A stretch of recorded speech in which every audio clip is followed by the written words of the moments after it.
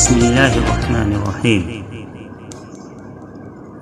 اجلاس عام بمناسبت افتتاح معہد عائشہ لتحفیظ القرآن الکریم للبنات جمنی بتاریخ 6 شوال المکرم 1443 ہجری مطابق 8 مئی 2022 بروز اتوار بعد نماز عشاء بمقام عیدگاہ مسجد جمنی باذن اللہ تعالی، زیر صدارت حضرت مولانا محمد ابراہیم صاحب سلفی مدنی، صدر ضلعی جمعیت اہل حدیث سدھارتھ نگر۔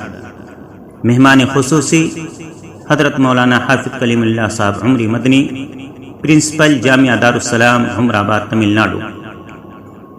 نظامت حضرت مولانا عبدالخبیر صاحب سلفی مدنی، صدر جمعیت اہل حدیث حلقہ بانسی۔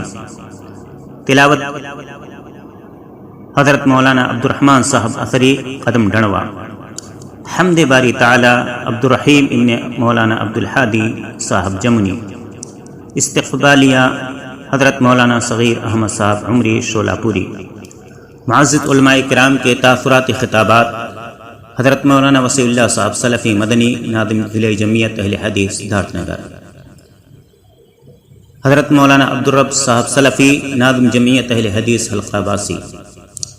حضرت مولانا عبدالحکیم صاحب سلفی، خازن جمعیت اہل حدیث حلقہ باسی۔ حضرت مولانا سید محی الدین حسینی صاحب عمری، وانم باڑی تامل ناڈو۔ حضرت مولانا عبدالرحمن صاحب اثری قدم ڈھنڈوا۔